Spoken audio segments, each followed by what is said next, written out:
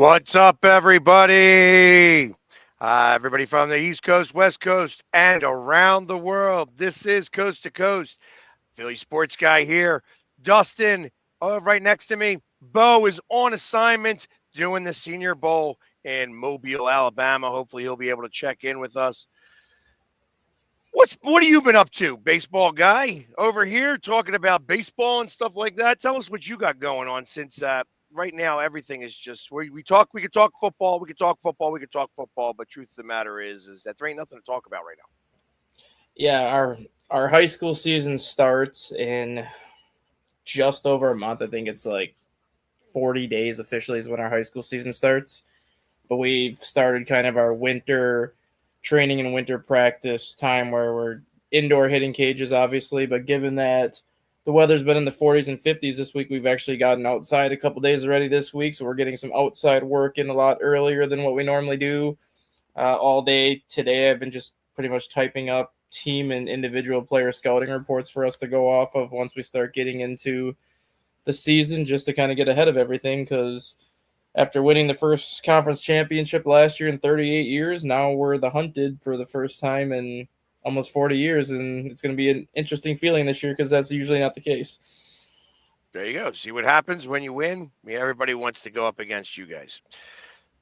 So, yeah. I mean, listen, I'd love to say that I know anything about what's going on with baseball. I don't even know when pitchers and catchers report because 12 days. right now football is what owns the world. Yeah, 12 days pitchers and catchers report, 9 days for the Cubs and Dodgers because they have that Japan series in mid March, so they get the extra, or they get the report a couple days sooner, just because they have the 2 game series in Japan in the middle of spring, where it kind of affects their spring training schedule a little bit. So, the little bit of news that has come out is, well, first off, Schottenheimer with the Cowboys. I mean, I feel like that's just. I mean, I feel like that's laughable a little bit. You know what I mean? Well, did you And hear Jerry Jones's response to that? Like, if I was a Dallas Cowboy fan, I'd be getting rid of my season tickets like today if I had to listen to that response. so this is as big a risk as you could take. No head coaching experience. Like, why in the heck? I mean, like, yes, they've been saying that he needs to be more risky with the hires he takes, and like, I think a lot of people were like, go outside of the organization, like take a risk and bring in a guy like Deion Sanders, or like take a risk on one of these young offensive coordinators, but at least go outside of the organization and do it. The fact that he goes inside the organization to bring in Brian Schottenheimer, and then he's like, "Oh, this is about as big of a risk as you could take as a head coach." Like, that's like a slap in the face to the fans. And that's just more living proof that you have no idea what you're doing at this point when it comes to running your own franchise. And then he's got Eberflus. That hire I don't necessarily mind, because as bad of a head coach as Matt Eberflus was, he was a very good defensive coordinator, especially during his time with the Colts, which is why he ended up getting the Bears head coaching job, because he was the defensive coordinator for 2 years in Indianapolis, and he took that defense from being ranked 27 to 15 after year one, and then 15 to 9 after year two. So he does know what he's doing defensively, but the Brian Schottenheimer hire, I think, is going to be the one that ultimately costs him another playoff spot, because I don't think he is ready to be a head coach at this point. And just going into the situation he's going into, that's not the place you want to go as your first head coach job. Well, he has had 25 years in the Yeah. league as an offensive coordinator or quarterbacks coach. Yep. So he has had some experience here. It's Yeah. not like that they are so And Marty's his dad, so obviously he's been around the game for even longer than his coaching days, obviously. So obviously he's got that behind him. But if I'm a first time head coach, Dallas is not the spot where I want to go, knowing the pressure that you're going to be in and knowing who your boss is from day one. well. I mean, that's probably the reason why he got hired in the first place because ultimately He's a yes man. he, yeah, he's exactly like that. Jerry Jones could be like really the head coach at this moment in time. It's not really anything else, Mm-hmm. So, but hey, listen, I get it. So you gotta, you know, he's gonna he's gonna find out very quickly what it's like to be able to coach in the NFL. Um, and as I look at everything else, like 2 years ago when the Eagles played the Chiefs, and it was in the Super Bowl. When they left Arizona, their defensive coordinator stayed behind. Interestingly enough, 2 years later, as they play the Chiefs in the Super Bowl, when they leave, it's likely their offensive coordinator is going to be left behind. And he is the front runner, according to every source that has an NFL tag to it, to coaching the Saints, to being the new coach of the Saints. Yeah, Kellen Moore. Correct. And I'm I'm not happy. feel about that. I'm happy for Kellen Moore if he does get that job, but at the same time, do you actually want that job knowing your quarterback situation with Derek Carr and Spencer Rattler, knowing that you're completely in salary cap hell right now, where you're going to have to figure out what you're going to do to round out that roster? And I think ultimately that's why Mike McCarthy said he's not going to coach until 2026. Because if Mike McCarthy were to show any interest in that Saints job right now, he probably would have been hired already just because he's the most proven candidate left. But knowing that that's the only opening left, knowing the quarterback situation and that team's in salary cap hell, I think McCarthy's got a better shot to get kind of where he wants to go next year when jobs open up next year. Oh, I'm sure. And there's a piece of me that believes that it's rare that first-time coaches stay very long. It seems that first-time coaches will stay for a couple years. They learn the job, and then they get fired, and then they go to another job, and that's where they start to excel. I mean, that's how it seems nowadays. But if you look at even, I'll say like the early to kind of middle 2000s, Mike Tomlin and John Harbaugh were both first-time head coaches.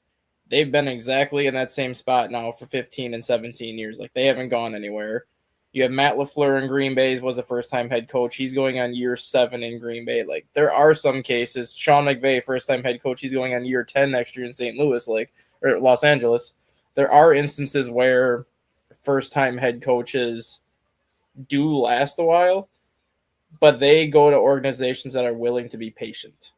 Like, you have so many organizations now, especially when you draft a rookie quarterback as like a first round pick, they want that rookie quarterback to start right away. Like, they don't want to be patient and let him develop. And I think that's a lot of issues with these younger head coaches now too. Like, you're going to a situation where your owner's not patient.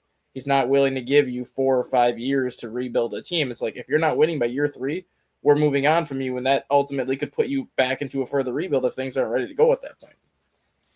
Right. I get it. 100%. I get it. I think about this in terms of, yeah, I am happy for Kellen Moore. Truth of the matter is that he has been on the name list for about 5 years, 4 years. Yeah, 3 or 4 years now. He was supposed to be the heir apparent in Dallas, but that didn't work out. Obviously because he got a little stale with his offensive play calling. However, I mean, he's in the Super Bowl now. So I got to imagine if there's a time to be able to upgrade your position, this is the spot. I got to imagine that it's kind of funny that it just works out that way, that he happens to be playing in New Orleans and, well, he can just stick around and be like, all right, here I am.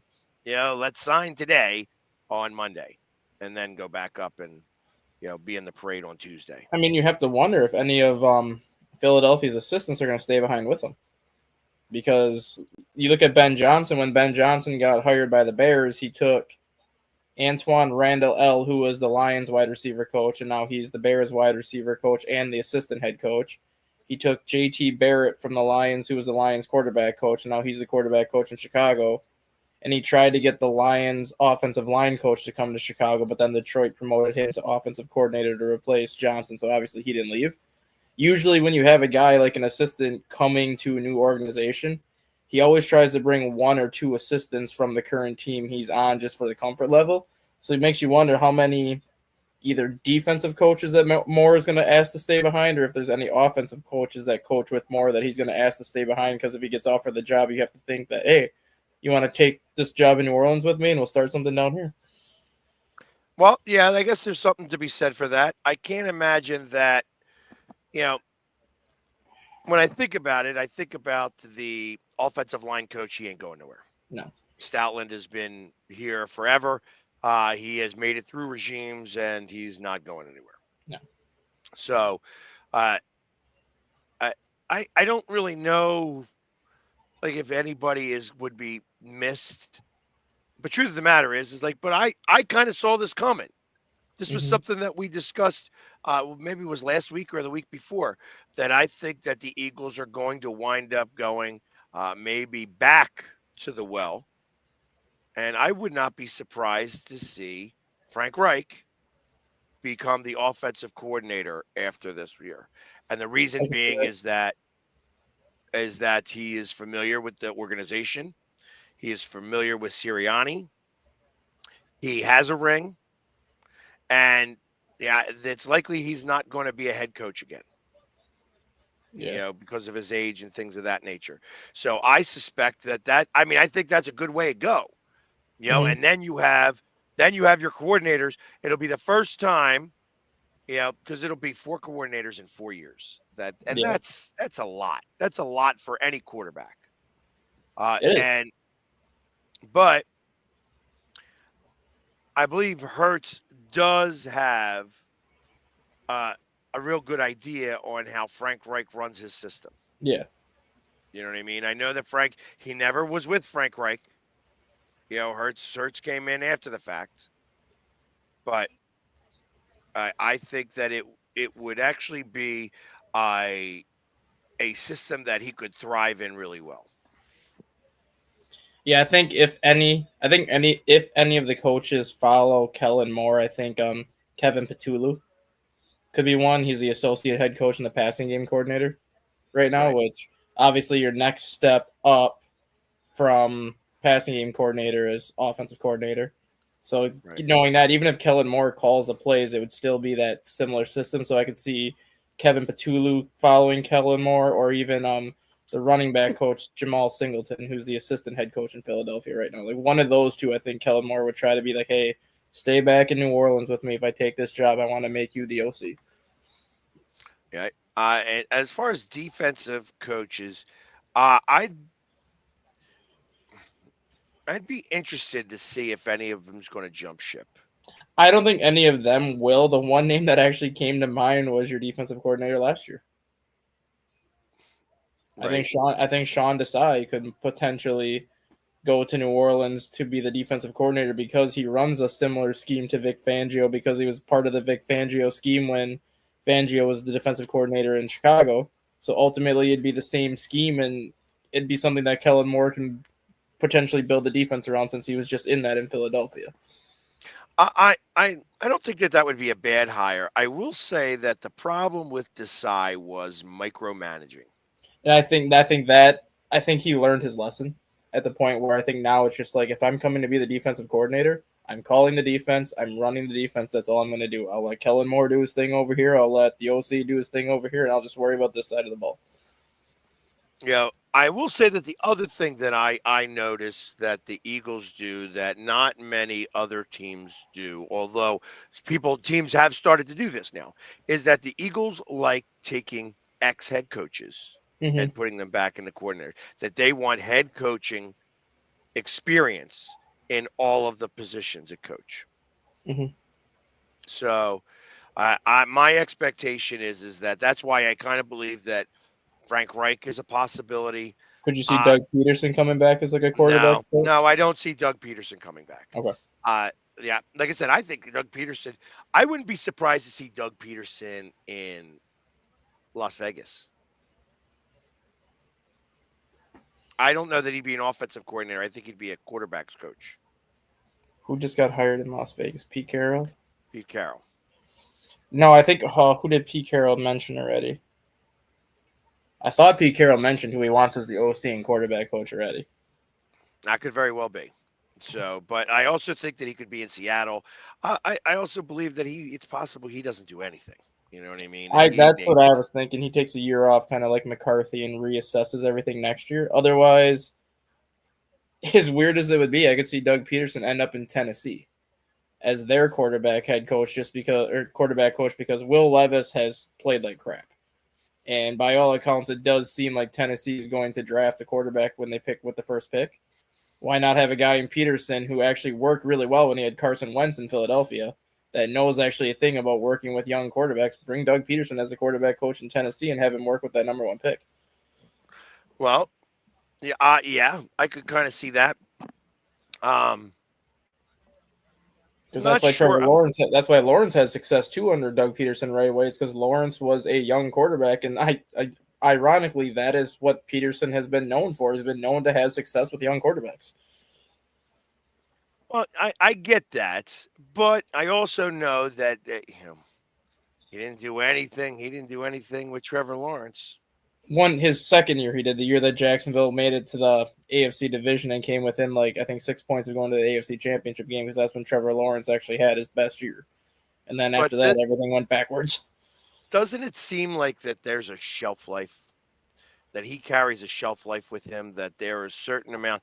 I can only go by what he did in Philadelphia. He was obviously the coach here for 5 years. Mm-hmm. And, I don't know if it's necessarily a shelf life. I was trying to explain this to my uncle a couple of years ago. I think Peterson is very good at building up a team to get them to basically the peak. But once he gets to that peak, he has a very difficult time sustaining it. Like some coaches are very good like team builders where they know how to build up a roster, they know how to build up a team to get them to like a playoff contending type team, and I think that's what Peterson is because he did that in Philadelphia where 2 years in Philadelphia's in the Super Bowl. Goes to Jacksonville 2 years in, Jacksonville wins the AFC South and they look like they're going to be a team on the rise in the AFC, but once he gets them to that point, he has a very difficult time sustaining that success because he doesn't know how to be at that level. so you're saying that they won the Super Bowl in spite of him, Yeah. not because of him. Yeah, because after the Super Bowl, like Philadelphia was still a good team after they won the Super Bowl, but they never got back to that level. Like that was their peak. They never got I that.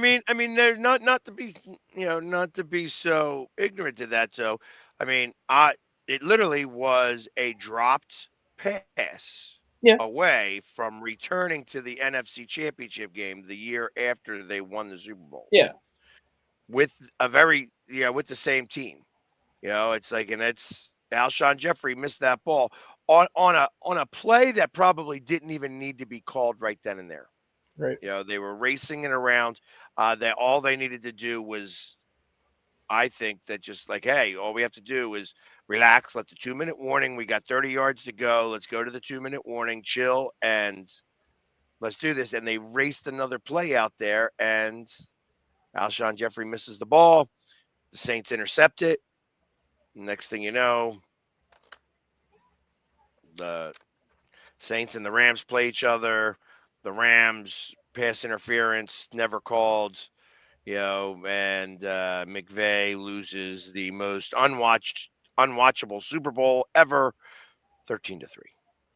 Yeah, I kind of put Doug Peterson in the same category as Jim Harbaugh a little bit. Not the Jim Harbaugh in college, but the Jim Harbaugh in the NFL where Harbaugh did such a good job of building up San Francisco so fast that he got him in the Super Bowl by year 2.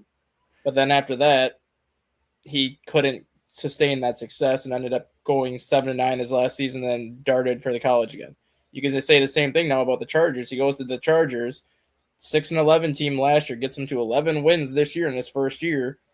If he gets that next step next year where he gets him maybe to the AFC divisional round or like the AFC championship game next year, you're looking at kind of the same pattern where he does a good job of building up teams really quick. But once he gets them to that point, then it's like, how do I get to that next step where I can stay at this level for multiple years? So, real quick, I will touch on this, Joe. Yes, Joe. There was a young kid, 18 years old, who climbed the poles, fell off the pole. He was not catched or caught, and like actually fell like on his head. He wound up in the hospital, and he was taken off of life support yesterday. So unfortunately, that young man did pass. So you got to be careful on these poles. You know what I mean? Like it's a big joke. Ha ha ha! Everybody likes climbing the poles in Philly, but it is dangerous. So just yeah, everybody be careful when we win the Super Bowl. Although they're going to be all greased. These poles are going to be greased as all hell now. Right. Uh, Or they'll just have so electrical shocks on there, or if you touch it, you get shocked. yeah, and they're talking about that in New Orleans. They're telling it's a story. It's one of the stories in the NFL, like on the NFL page. It's like, hey, they have already said, do not climb the poles in New Orleans because the poles are old. They will come down, and if you break them, you bought it. Mm-hmm. Yeah, it says here it goes. New Orleans police warn Eagles fans not to climb poles at Super Bowl. Uh, are being cautioned against climbing the city's light poles. The police spokesperson Barry Fletcher issued a warning to Eagles faithful ahead of the big game, saying their tradition of pole climbing could have serious consequences. Regarding climbing streetlight poles, that is not only illegal, but is unsafe as many of the streetlight poles in the French Quarter are quite old. Like how Climbing I like how they reiterate quite old, not just quite old, but old. quite old. Climbing on them risks toppling the entire light pole. Philadelphia greased a lot of poles. Uh, greased all the poles in preventative measures before. Um, New Orleans will not do that. They will not grease these poles. Um, but yeah, there was a guy who an 18-year-old who was a Temple University student who did pass. Like I'm all for celebrating a big win. And when the Cubs won the World Series back in 2016, I was part of their 5 billion person parade a couple days later. Like I'm all for celebrating things like that. But when you see like all these places, I think it was when the Vancouver Canucks made it to the Stanley Cup final, like you see people flipping cars and like burning things and just like climbing poles and doing things like that. It just makes you shake your head. Like, why do you have to be stupid when you're celebrating like a big win? Like, yes, it's a big win. It's okay to party, but like, be smart and don't be stupid about it. I agree. Obviously, I am one of those people that just does not. I don't have the opportunity. At when the Eagles, if the Eagles win, I want to say I'm saying when, but if and when the Eagles win in New Orleans, there is no chance you're going to see me out on Bourbon Street. Oh hell no, There's I won't. zero chance. There's no way. I feel like that I would get killed. I would get mauled. I don't think That you it, get. it I would don't think be. you get killed, but I think you would get hurt just because it's not a. It's not the safest city in the world to begin with, and then you throw that into the mix. It's just a recipe for disaster. Well, and then like I said, having shoulder pads on and stuff like that. It's like I, you know, as I get to go around a game, I am so oblivious anymore to people smacking the shoulder pads. It's part of what happens. I don't even think about it anymore. Pound, pound, pound. All right, awesome. This is great. Um, Beyond that, it's like, okay, now what? Like Mm-hmm. is this you know, what's it gonna be like when we win and I go out on like a broad street or something like that? It's impossible. The I'm wondering on how I'm gonna have to deal with the parade. When the parade comes, it's like do we hopefully they have like a They'll just put you in it. well, it's funny that you say it like that. I said that I would walk in front of the buses because I can't walk in the crowd. Yeah, they just put you on the bus.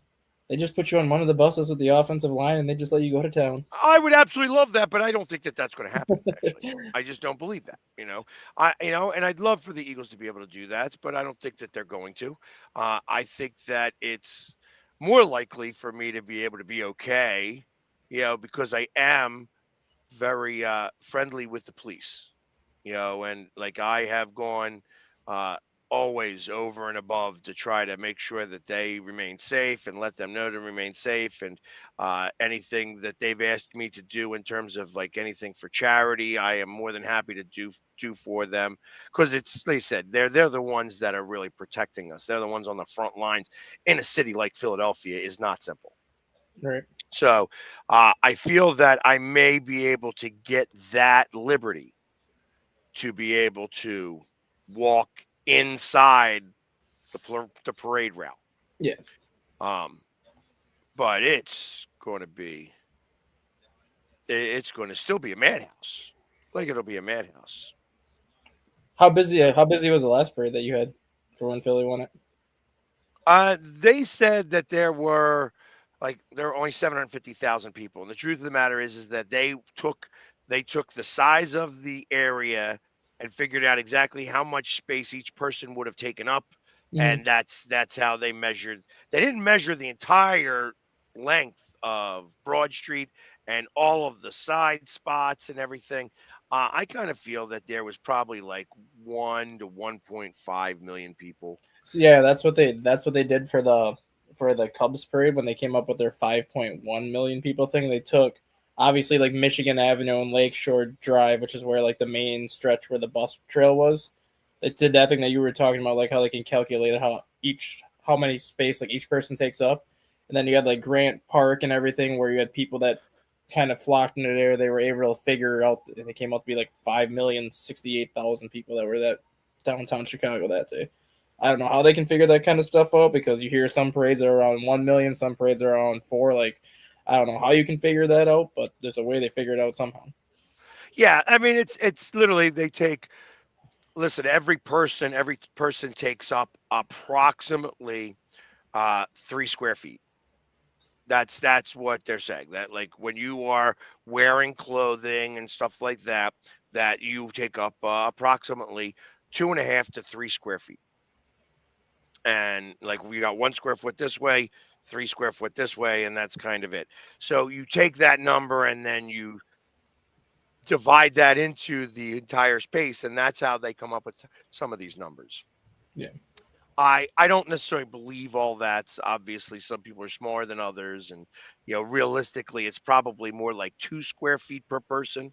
Because I mean, I don't know. I haven't measured from shoulder to shoulder, but I got to imagine that I'm probably somewhere in the neighborhood of about 36. Which is about 3 foot, but not everybody's 3 foot wide.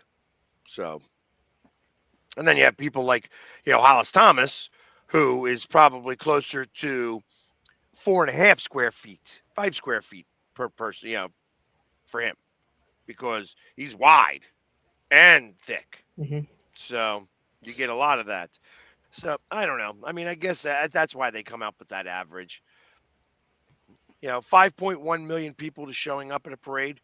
Uh, in Chicago, I guess that makes a little bit of sense. You Yeah. know what I mean? Because there is what, 18 million people in that metropolitan area. I think like 16 million in the metropolitan. I think it's like 2.9 just for strictly downtown Chicago.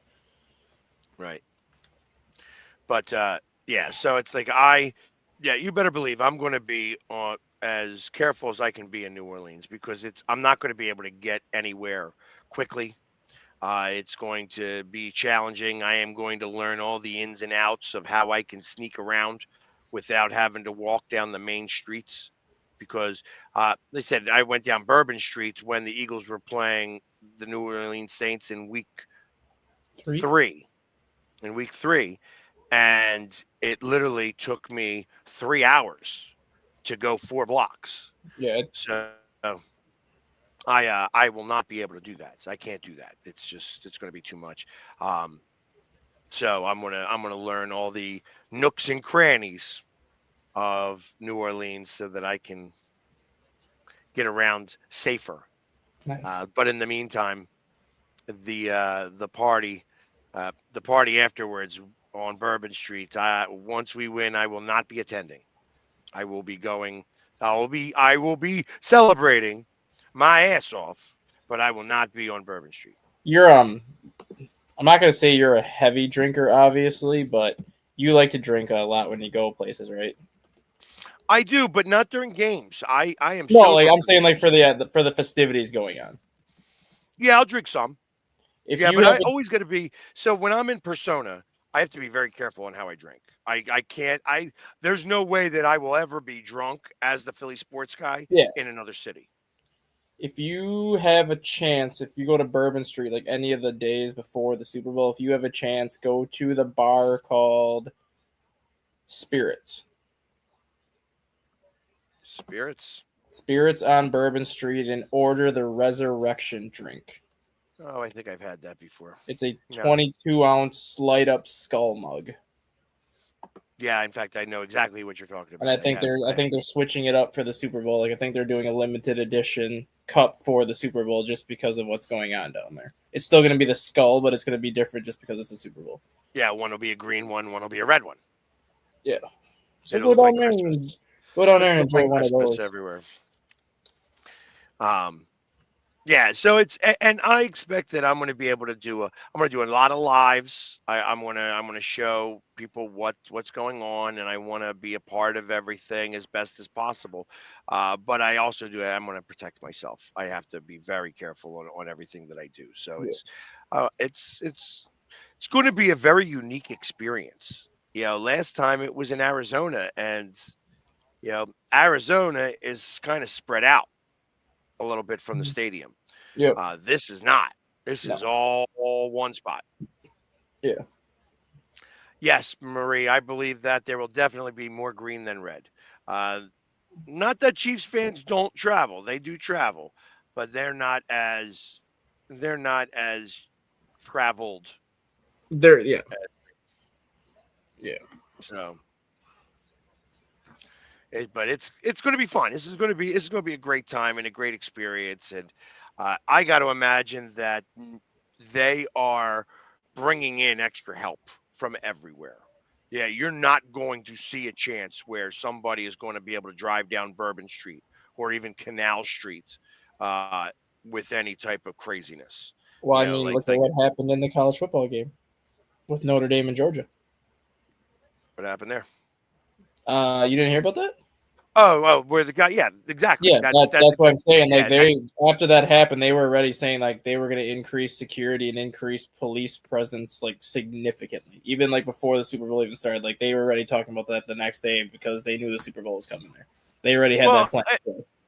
and I understand that Bourbon Street is, you know, like always shut down. But truth of the matter is that I don't believe that there should ever be anybody that gets to drive down that street anymore, like ever No. again. Like like even if you have to deliver stuff, yeah, I know it sucks, but you're gonna have to cart it. Figure out a better way of carting things and stuff like that. Get that you have to protect people in a much different way now Or than there was specifically have before. like one like or specifically have like one contracted delivery driver that stays on Bourbon Street, and if a driver has to make a delivery, you just pull up to that regular delivery truck, you take it from your truck, put it on the other truck, and then that guy drives it down Well, Bourbon. they have the side streets. They Yeah. still have the cross streets that happen. So you're going to have all those cross streets, but nobody should actually ever drive on Bourbon Street again. And I don't know if they do. Like I might be talking No, well out my ass. they do, but I don't know. I guess I don't know how busy it is because I haven't been to New Orleans in a long time. But there's like a street in downtown Madison, like the kind of how you're talking about. The street in Madison's called State Street, and basically State Street is the main strip on Madison. It has like all the college bars. It has like all the college destinations where all these kids go between games, after football games, basketball games, etc. It's the only street in Madison that you cannot drive down. All the other streets in Madison go all like you have to go all the way around State Street. You got to go like around under State Street. You cannot drive down State Street, but that is the one street that is literally directly in the middle of Madison. Where if you walk the entire street, it brings you right up to the main door of the state capitol building. So like theoretically, like that's the road that you would want to be driving down to get into Madison. But because it's such a high traffic street, it's a college street. It's like all the bars they changed that like 10 years ago where you can no longer drive on State Street. It is literally a street where you can only walk or bike. That makes sense.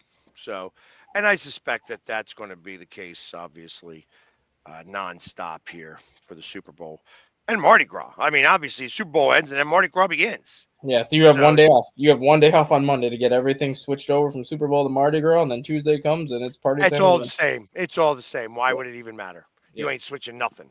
You just go keep it up. And just moms are like, hey, we're Mardi Gras. Your 1 day to Well, your Mardi 1 day Gras to happens clean. all year long. Your 1 day to clean the mess that's left behind on Sunday and start a new mess. Well, but they do that anyways. I Yeah. mean, they're literally always like 3 o'clock in the morning or 4 o'clock in the morning. The the mounted police come on and they are doing the street cleaners. They just clean everything up. So So I want your answer on this. I kind of know what you're. I think I know what you're going to say, anyways, because I kind of feel the same way. I think, but somebody brought up a point yesterday when it comes to the Super Bowl and knowing how big like the sports betting factor is in the sports now, and like knowing like how many people like bet on games now. I forgot who it was, but somebody said they would either not be shocked or they think that the Super Bowl should strictly be played in Las Vegas every single year going forward just because of the betting factor. You have all the casinos there, you have all the hotels there, you have all that stuff set up for basically how Media Row and everything can be set up. They would not be surprised if eventually the Super Bowl would just stay in one location every single year and just have it strictly be in Las Vegas. nope, never happened. I don't think it Never. will, and I don't think I would want it to. I like when it goes to other cities. I like when other cities get an opportunity to host it, even if like it comes to like Indianapolis or Minnesota where they've only hosted it once. At least they can say they hosted it, and it's an event that people on that side of the country that even if your team doesn't make the Super Bowl, even if you can't afford to go to the game, if the Super Bowl is being played in Minnesota, you can at least go there for like all the festivities that are going on that week. You can at least say you experienced what it's like to be part of the Super Bowl, even if you don't go to the game. Right. Well, and I kind of feel like that this is part of. Hey, listen, this is the reason why the Eagles are considering building a new stadium and making it a dome That's why the because Bears they want want to to go. host the Super Bowl. That's why the Bears I want to do mean, the same and thing. why shouldn't we host a Super Bowl? Why shouldn't we? And you Like don't this even is need to build a dome. Stinking MetLife Stadium held the Super Bowl. And well, yeah, realistically, the but weather MetLife. wasn't terrible. But MetLife Stadium, you can't take that risk in February. Yeah. You're not going to have people spending $10,000 a ticket to freeze. Just that they can't do it. So Yeah. you have to have it in a dome setting. Does that mean that the NFC Championship game can't be wide open? No, absolutely could be wide open.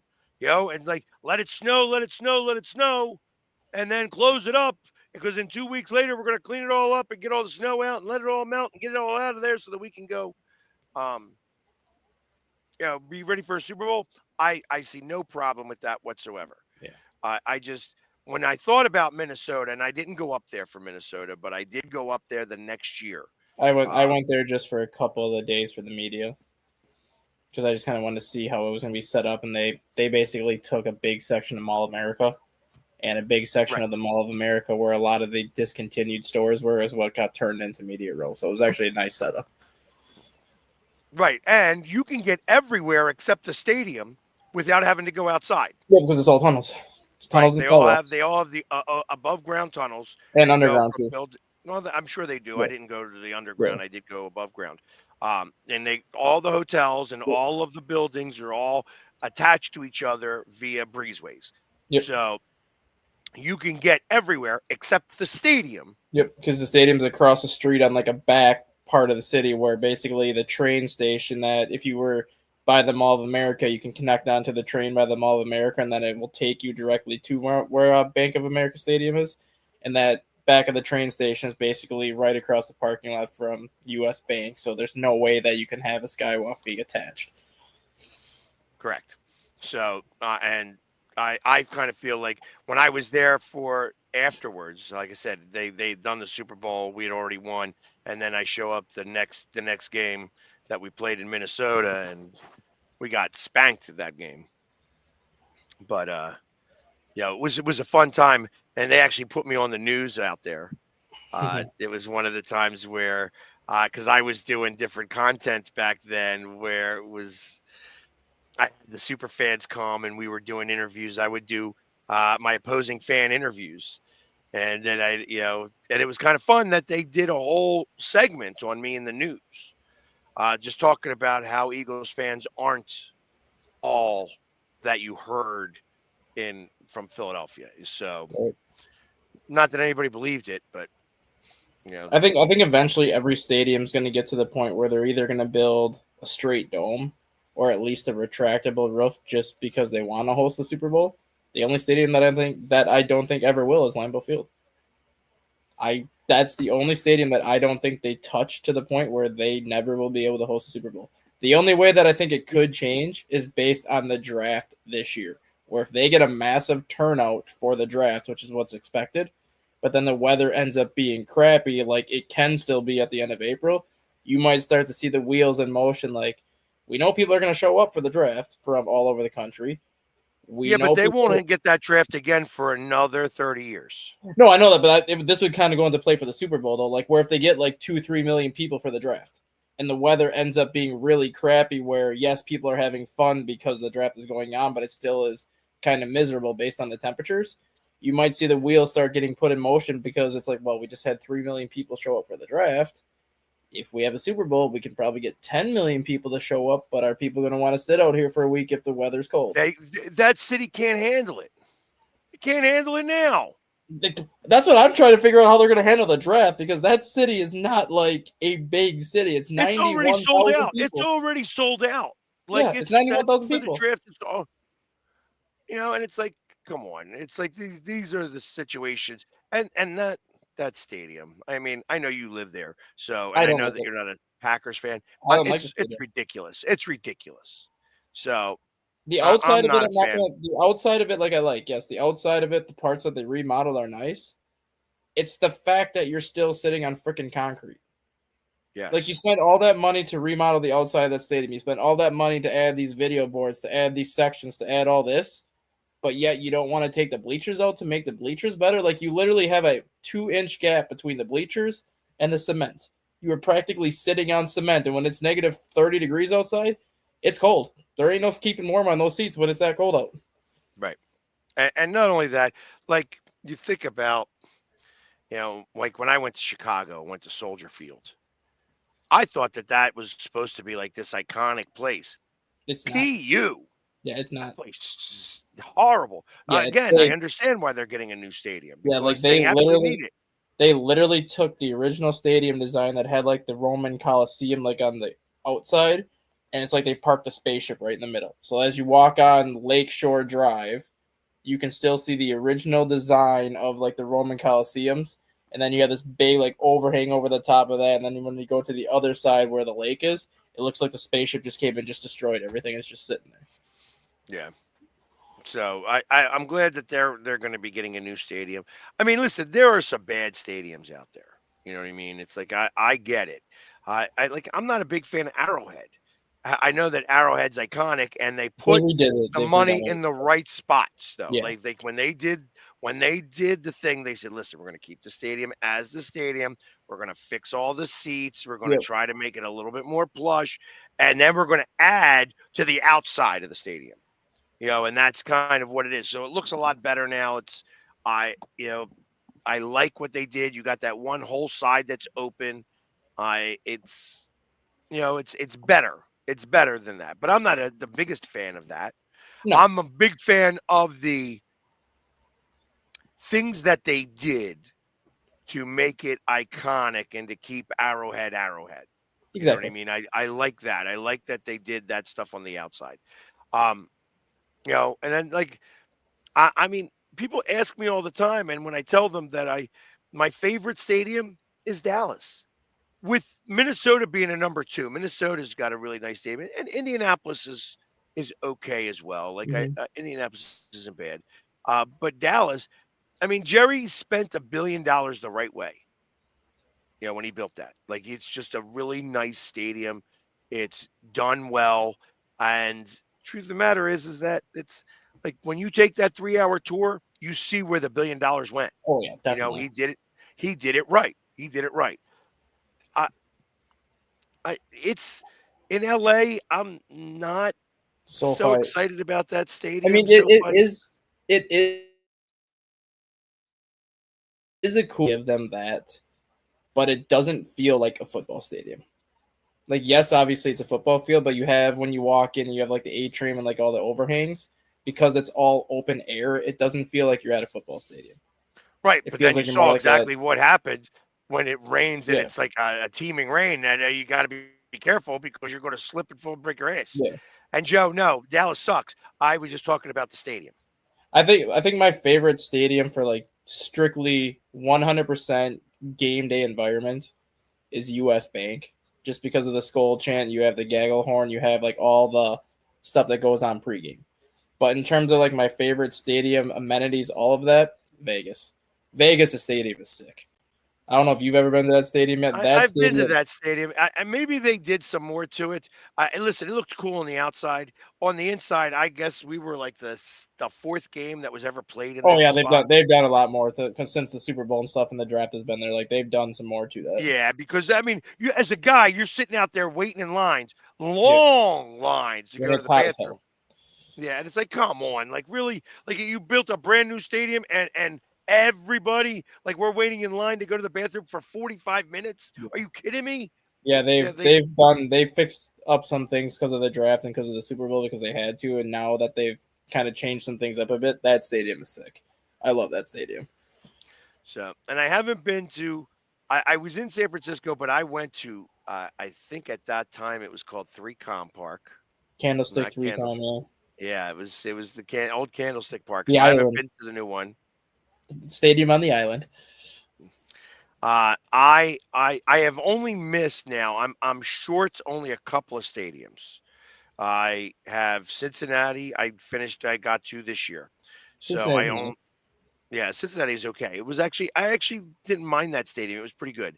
I haven't been to Cleveland. I haven't been to Jacksonville. don't go there Uh, until they remodel it. what Jacksonville? Yeah, wait for like two. If you're gonna go there, wait 2 or 3 years until all the remodels are done, and then go there. Well, I don't get to make that decision. Oh, huh. Yeah. Whenever Phil, I mean, you could go there when Philly goes there, but Right. That's that. In fact, that's what will happen. I will yeah, go there when Philly goes there. yeah. And then Tennessee. Same thing Those are with the three Tennessee. stadiums I have left to Yeah, do. Tennessee's building a new one. I was at, well, it's called Nissan Stadium now, but when it used to be called Adelphia Coliseum, when they first built it, I was at, I think, the stadium back in 2002, 2003 when it first opened. Now I'm waiting to go until Tennessee gets their new stadium that they're currently building. So, and the good thing is that you have opportunities now because of the 17th game to be able to get to some of these stadiums where you Soon to be wouldn't normally 18. get to. Once we get to 18, that'll be a whole different scenario. But Three like I years. said, literally, because again, the 18th game is going to be All in different international. countries. Yep. Yeah, it's going to be in different countries. So, and I think that they're going to make it so that I can't imagine they're going to say every team every year is going to go international, but I think they Well, want to do it 16 and 16. according to Roger Goodell, he's saying that the 18 game schedule, there will be 6 international games being played. Or 16, sorry, 16 international games being played on an 18 game schedule with week 1 and then the final week of the season as the only 2 weeks where there will not be an international game. So basically, I think the goal is to have all 32 teams go somewhere and just have 2 teams at each city each week. I think that's ambitious, and I'll tell you why. The last 4 weeks of the season, you can't have somebody go overseas. I, That's, you could do Mexico City. You could do like Canada, depending on where you put the game in Canada, whether it's in Toronto, whether it's in Vancouver. Like there are ways to keep those international games at the end of the year closer, depending on where you want to play it. yeah, maybe. Brazil, even Um, again. yeah, like when are they going to send us over to Iceland? Not that anybody cares about going to Ireland's Iceland. next. I mean, I Ireland's love next going to year. Iceland. I'd Ireland's love to go next to year. Iceland. Yeah, Ireland's got a game next year for the first one, I believe. Right. So, and that's I don't mind Ireland. I've been to Ireland. I've been to Ireland, England, Holland, Belgium, France, West Germany, East Germany, Luxembourg, Italy. So, Get your you know, passport. Get your passport renewed because I believe Philadelphia is going to Australia in 2026. that's what I told you. I Because I said that we go to were, Milata. well, uh, it's going to matter on if we're playing the Rams. That's where it's going to matter because the Rams are also the other team that gets the ability to market out to those places. So you'll probably be going to Sydney or Melbourne, one of those two cities. I can't wait. I would. I said that. I said that last year when I was talking to somebody. I then heard that it might be Dallas that opens up there. So I it heard might Dallas. not. I heard Dallas gets Tokyo. That would be cool too. Going to Because I Tokyo. think Tokyo and Australia are being added for the 2026 season. I heard Dallas gets the Tokyo game in 2026. And I can only imagine it's only a matter of time before before we're in Dubai. Oh God, yeah, they're probably building a stadium right now in Dubai, knowing how big of a success the European games are in Germany and how big of a success Brazil is, and the kind of money that Dubai has. The stadium that they could build there to host an NFL game is you could put $10 billion into that stadium to make that thing as futuristic as you want. Hey, And you that know would what? be That would be like the problem. The problem with Dubai is the alcohol sales. yep. How are you going to do that? No, you won't see it in Russia yet, Chris. Russia I or don't China. believe that. Maybe Hong Kong. Hong Kong, yes. Russia and Maybe China. Hong Kong. I believe Hong Kong. You know, like again, because that's one of those cities I'd love to go see. Hong Kong. There's something about a city that has like 100 billion people living in it that intrigues me. Yeah. And I don't know why. It's just like because but just the fact that and I'm saying 100 billion, but it really is Well, it's like like 10. It's like 10 million, but like it's not like Manhattan's 10 million. Like the 10 million in Hong Kong is compressed into like a city that essentially would be like the size of Philadelphia, and then you have right. 10 million people trying to maneuver through that city. Yeah, and I think that's kind of cool for stuff like that. Like I know that there's something to be said about like starting to maybe put it in Africa. We're not far away from that I either. think That you're Egypt, going to Egypt, I think would be the only country in Africa. Morocco, Really? Morocco. hmm I feel like that's a spot. They're not going to have it in France yet. They don't want to have. They don't want They don't want American it because football in of Victor France. Wembanyama. Victor Wembanyama's got France right now. Mm. Thailand, India's tough. India's tough. I don't know that they have the interest yet, although that is the biggest country in the world right now. It's bigger than China now. Yeah. Yeah, it's same thing with Pakistan. Um, and I feel that the problems that you have with those locations are the security levels. And I was gonna say the other country too that as dangerous as it is, they have the money where if they wanted to build a stadium for an NFL game, they could spend money in Saudi Arabia. Like they have the money like Abu Dhabi and Dubai where they could build like a $5 billion, $6 billion stadium to host the game, but then you have to worry about how dangerous Saudi Arabia is. Do you really want to send an NFL team there? Right. I think that they learned a lot with Brazil. That Brazil was not anywhere near as bad as they made it out to be, but they just don't want to be looked at as targets. Yeah. That's the problem. They don't want to be considered targets. Thailand's not big enough. No. Thailand's just not big enough. Bangkok, you can talk about going to Bangkok all you want, but it's like they have soccer stadiums that are massive and stuff, but I think you're Buenos. not I going to think have that Buenos type. Aires is. I think Buenos Aires is going to be right around the corner in Argentina. Maybe. Same thing with Colombia. Like you talk about how Colombia is like maybe considered really dangerous. It's not actually. I mean, Not they're if you very go away close, from ports. huh? Not if you go away from like the ports. Like if you go more inland towards like Central South America, Colombia is just fine. But it's like the Bogota and like the border where the ports are that's dangerous just because of the cartels and all that stuff. But if you go more inland, it's not nearly as dangerous. Right. So, and if you're in a major city like Cartagena and something like that, you'd be able to get that. I know that there are a lot of people that have businesses that have satellite offices in Cartagena because it's actually one of the spots that does really well for having satellite offices. So, Mm-hmm. you know, but hey, listen, we could talk about this all we want after the Super Bowl because right now all the concern is in New Orleans, and it's the Eagles and the Chiefs going there. They've already said Chiefs are wearing white jerseys, the Eagles are wearing their green jerseys. They started to put the logos on the jerseys. It's getting ready to go. So with that being said, everybody, thank you very much for joining us today. Unfortunately, Bo didn't get a chance to check in with us, but that's okay. We'll see him again tomorrow. Hopefully, he'll be able to be with us because I know that the practices stop, I think, tomorrow. I think it's more walkthroughs and such. But Yeah. everybody, as always, go Birds. And we will see you guys tomorrow. Have a great day.